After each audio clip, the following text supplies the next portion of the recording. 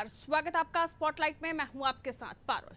भारतीय किसान यूनियन के नेता राकेश टिकैत आज छत्तीसगढ़ आए, जहां राजधानी रायपुर में राकेश टिकैत ने पत्रकारों से बातचीत की। बातचीत में कृषि कानूनों से जुड़े सवाल जवाब हुए। इसके साथ ही सरकार के अगले कदम के बारे में भी उन्होंने चेताया। उन्होंने कहा, छत्तीसगढ़ में कांग्रेस की सरकार है तो क्या हुआ, कुछ ना कुछ तो यहाँ भी निकलेगा ही। किसान नेता राकेश टिकैत ने मीडिया से बात करते हुए धमकी दी। उन्होंने धमकी भरे अंदाज में कहा कि आपको अगर सरकार से बचना है तो साथ देना, वरना आप भी गए। राज्य में होने वाले किसान महापंचायत में शामिल होने के लिए किसान रायपुर भी पहुंचे। इसमें पहले वो एयरपोर्ट पर मीडिया से बात करते हुए राकेश टिकैत बात कर रहे थे और उन्होंने कहा कि बीजेपी को बेचने की बीमारी हो गई है। दिल्ली वालों की सरकार देख लो, कानून बनाकर आधा देश बेच दिया। ये तमाम बातें, इस तरह के आरोप प्रत्यारोप टिकैत जो हैं वहीं से कह रहे थे। तो छत्तीसगढ़ में किसान महापंचायत में हिस्सा लेने के लिए किसान नेता राकेश टिकैत पहुंचे। उनके साथ योगेंद्र यादव, मेधा पाटकर, सुनीलम सहित अन्य और भी नेता थे जो वहां पर मौजूद थे। तो आज इसी पर होंगे सवालात, आखिर चौराहे पर तो नहीं आ गए कहीं टिकैत।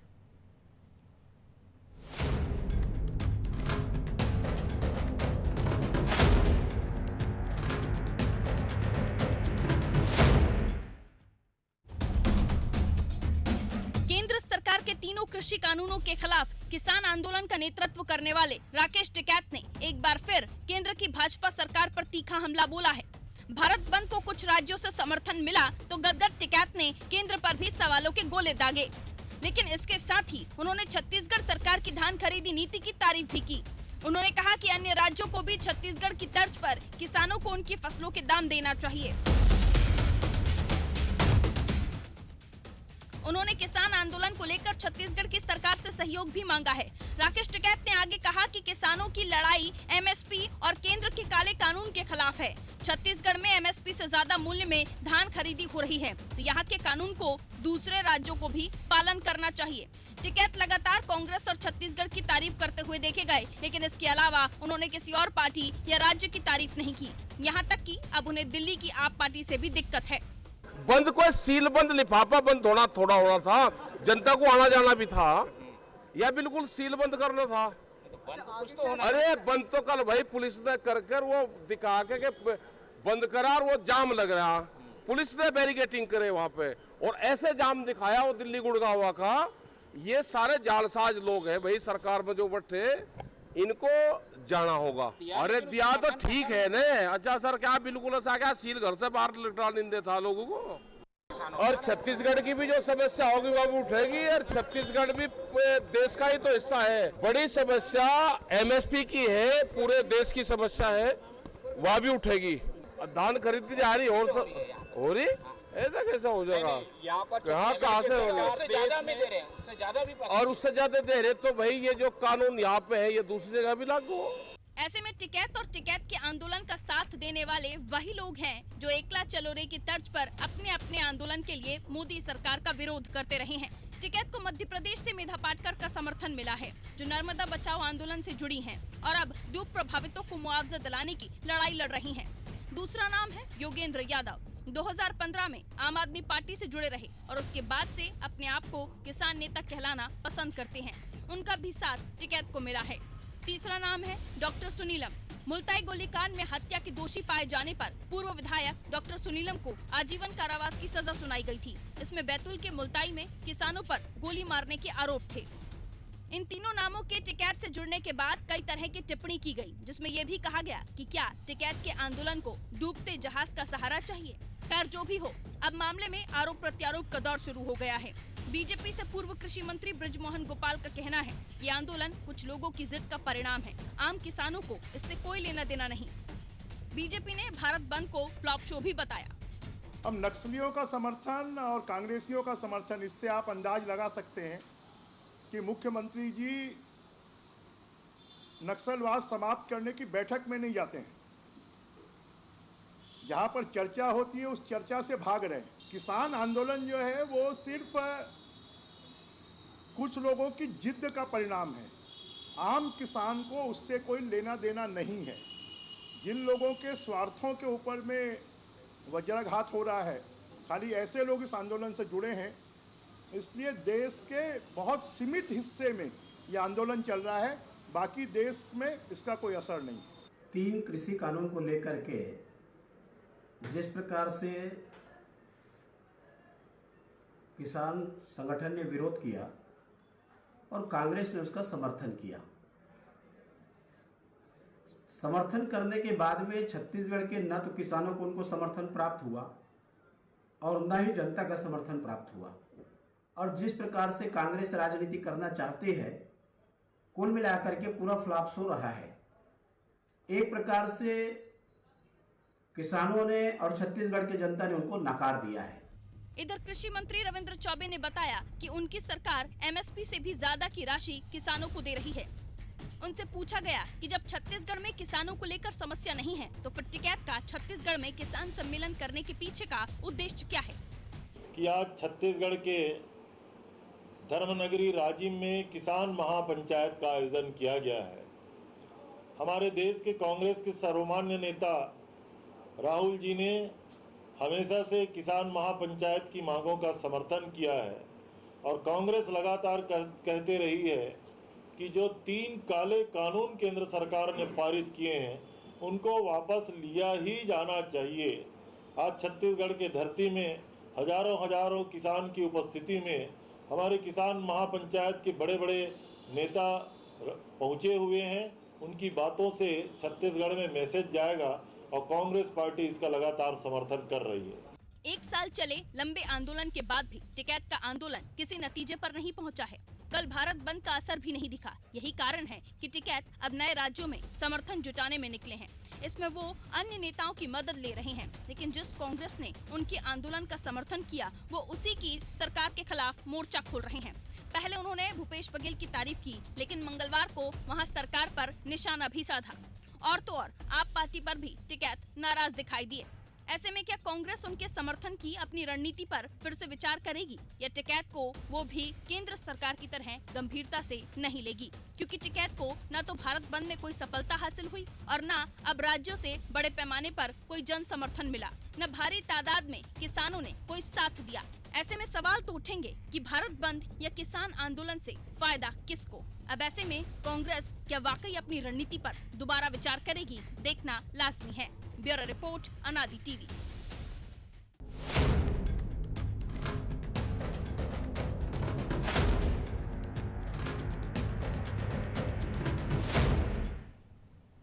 तो चलिए चर्चा की शुरुआत, लेकिन उससे पहले स्पॉटलाइट में वो कौन से पॉइंट होंगे जिन्हें हम हाईलाइट करेंगे आपके सामने रख देते हैं। क्या टिकैत को नहीं मिल रहा किसानों का समर्थन? राज्य दर राज्य घूम रहे हैं, कई राज्यों में बंद दिखा तो कहीं नहीं दिखा, यानी अमूमन कई जगहों पर नहीं उन्हें साथ मिला। भारत बंद से किसको फायदा हुआ? भारत जगह जगह बंद करने की बात कही गई, कई जगहों पर हुआ, लेकिन दिल्ली में जिस तरह से पूरी रणनीति बनाई गई थी उससे जनता परेशान हुई। जनता को ही परेशानी का जिम्मेदार आखिर कौन है? टिकैत को ना माने तो भला कैसे माने? कांग्रेस का टिकैत को समर्थन, फिर क्यों छत्तीसगढ़ में सम्मेलन? ये भी तो सवाल है कि छत्तीसगढ़ की सरकार जब टिकैत को समर्थन कर रही है, उनके पक्ष में बात कर रही है, तो वहां क्यों आंदोलन या सम्मेलन? टिकैत एंड कंपनी का एजेंडा क्या है आखिर? तो चलिए मेहमानों से आपकी मुलाकात जो हमारे साथ चर्चा में जुड़ रहे हैं। सबसे पहले हमारे साथ कांग्रेस प्रवक्ता जुड़ रहे हैं, रमेश वर्लियानी जी, बहुत स्वागत करती हूँ रमेश जी आपका अनादि टीवी पर।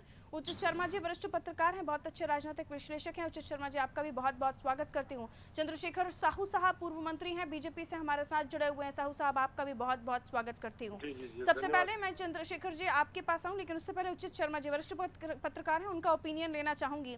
उचित शर्मा जी, जाहिर है छत्तीसगढ़ में अलग ही तरह की सियासत हम देख रहे हैं, क्योंकि जहां भारतीय जनता पार्टी है वहां अलग ही हमें खबरें निकलकर सामने आती हैं, लेकिन कांग्रेस का समर्थन अगर किसान आंदोलन को प्राप्त है या किसान कानूनों को लेकर वो भी अपनी अलग टिप्पणी रखते हैं, सरकार के खिलाफ बात करते हैं, तो जाहिर है कि जो टिकैत हैं उन्हें कांग्रेस का भी समर्थन करना चाहिए। लेकिन वो तो ये बोल के निकले हैं कि यहाँ पे कुछ ना कुछ निकलेगा, यानी छत्तीसगढ़ में भी कुछ ना कुछ निकलेगा।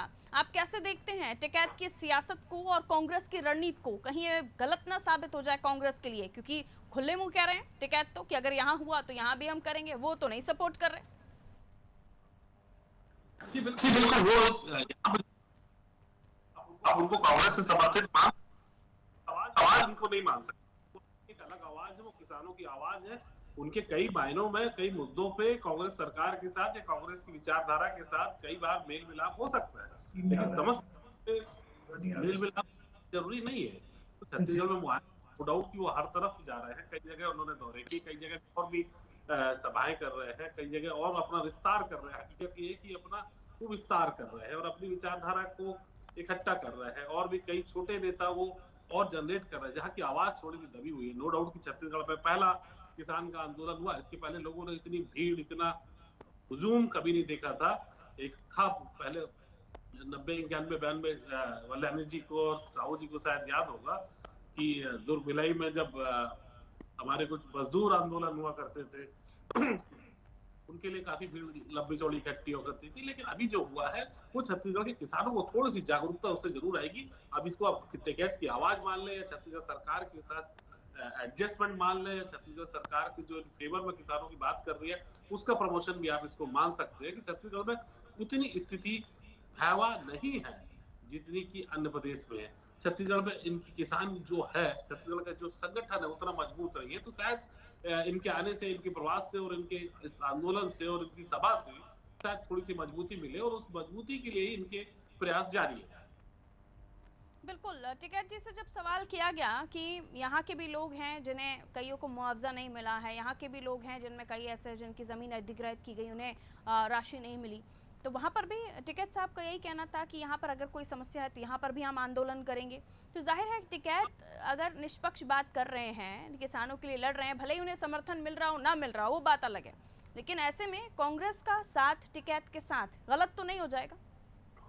मैं इसलिए आपसे बार बार कि ये कोई जरूरी नहीं है ये 36 के 36 गुण उनसे मिल जाए कांग्रेस के साथ। हो सकता है कि 28 गुण मिले, 6 और 8 में विरोध हो सके, 30 गुण मिले वो 6 में विरोध हो सके, तो जरूरी नहीं है। देखिए तकलीफें सब जगह है, मगर तकलीफों की तादाद आप जरूर देखिए कि तकलीफों की तादाद कितने % है वो आप देखिए। आप जहाँ मांस है, जहाँ लोगों को फायदे हुए हैं, एमएसपी से ज्यादा में जहाँ पे अनाज बिक रहा हो, जो किसान जहाँ पे बेसिकली किसान बात वहीं आती है कि जहां एमएसपी से ज्यादा किसानों को प्राइस मिल रहा है, ये कांग्रेस गवर्नमेंट क्लेम कर रही है, तो वहां पर ये किसान सम्मेलन करके ये माहौल बनाने की कोशिश क्यों? और की तो आपका हमला केंद्र सरकार पर होना चाहिए था। राज्य में जो कांग्रेस की सरकार है उस पर भी आप चढ़ाई कर रहे हैं। केंद्र सरकार की नीतियां हैं, केंद्र सरकार के 3 जो कानून है उसको लेके जागरूकता लाना ही उन लोगों का पहला कर्तव्य है और उनकी ड्यूटी है, वो कर रहे हैं, उनको अपना दायित्व निभा रहे हैं। तो लेकिन जिन राज्यों में इलेक्शन है वहां पर भी गए, अगर हम यूपी की भी बात करें तो पता चलता है कि बहुत ज्यादा उन्हें वहां से भी सपोर्ट मिल नहीं रहा है।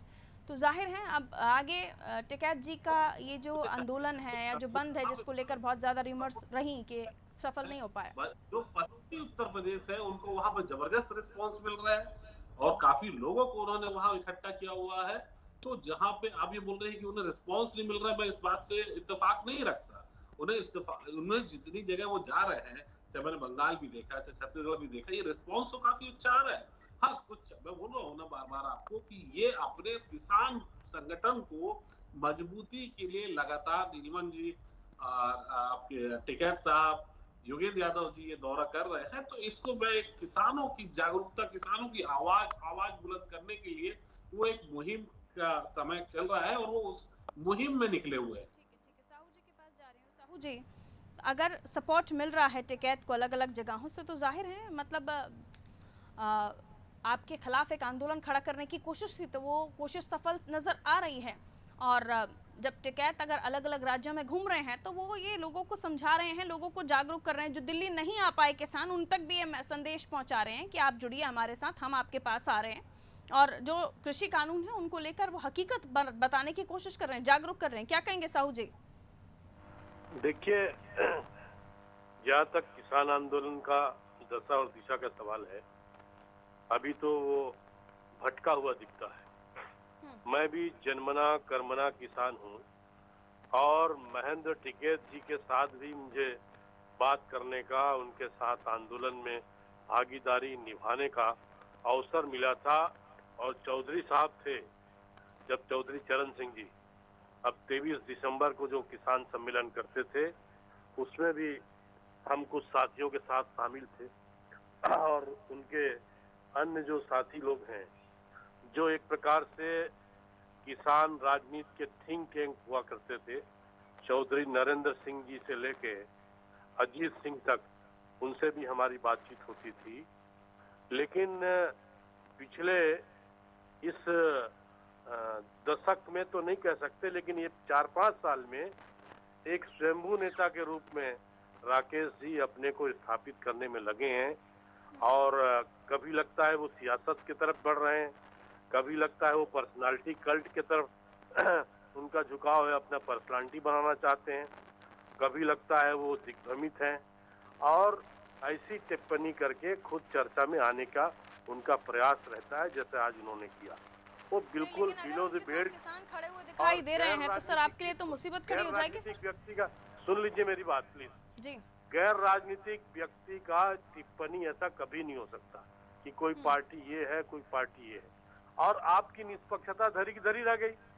आप रायपुर आए, आप एक पार्टी को आप सर्टिफिकेट दे रहे हो, दूसरी पार्टी को आप आलोचना कर रहे हो, तो आप ये पार्टीबाजी कर रहे हो कि क्या कर रहे हो भाई? आप ठीक है, आपको अपना आंदोलन, अपने बात को रखने का अधिकार है और कहीं भी उसको प्रताड़ित नहीं किया गया।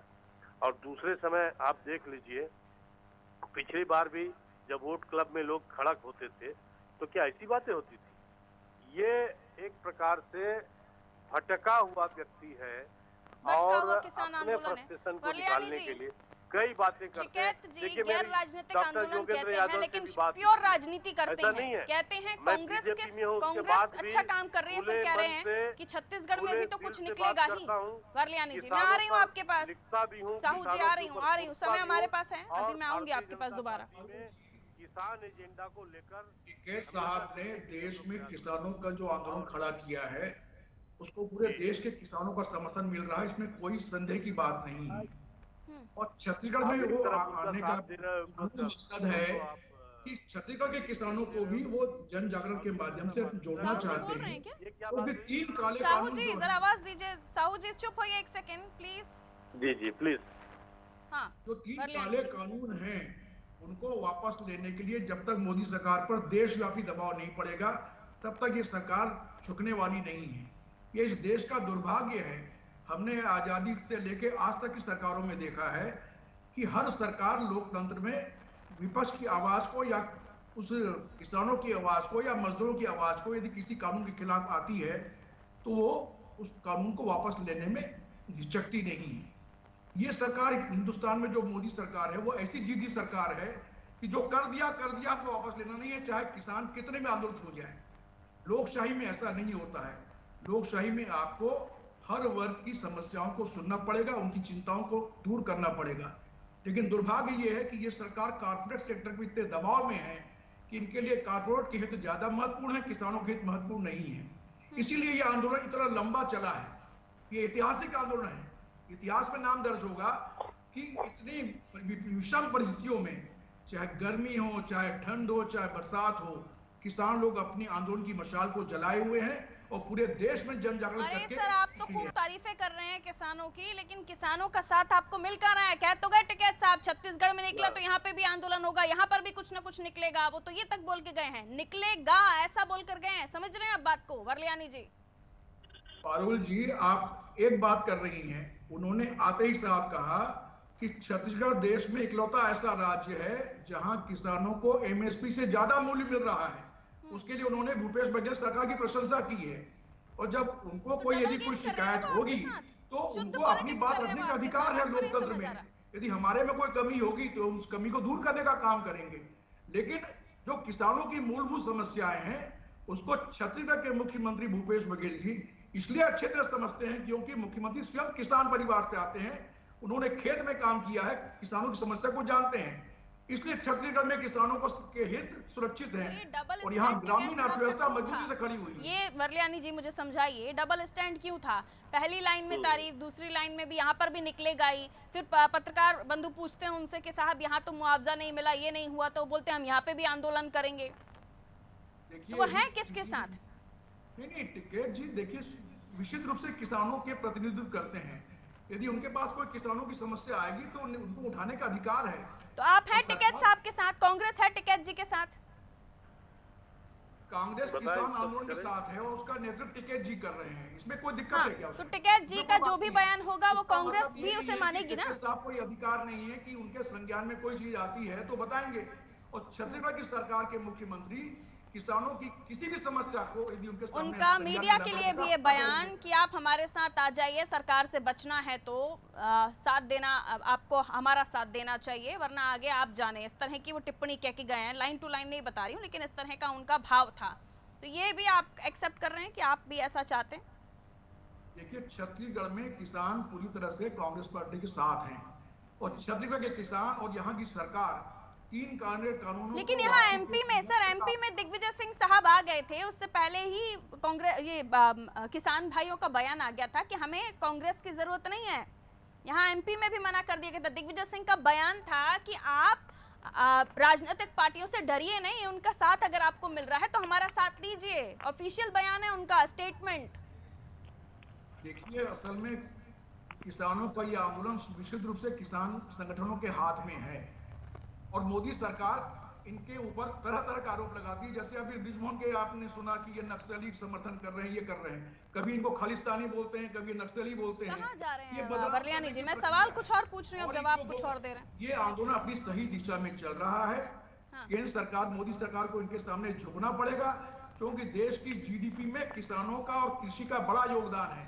अब कृषि क्षेत्र को ठीक उपेक्षा है, करके जो देश लाइन को फिर से मैं आगे दोहरा नहीं ले रही जा हूँ, सकते। उन्होंने कहा मीडिया से बात करते हुए कि आपको अगर सरकार से बचना है तो साथ देना वरना आप भीग गए। इस स्टेटमेंट के साथ कांग्रेस है क्या? देखिए, ये स्टेटमेंट उन्होंने देश मोदी सरकार के लिए कहा है, हमारे लिए नहीं कहा है। हाँ, ये नहीं, मोदी स्टेटमेंट सरकार के लिए, केंद्र की का है। सरकार के लिए, बीजेपी सरकार के लिए कहा है, तो उसके साथ हैं क्या आप लोग?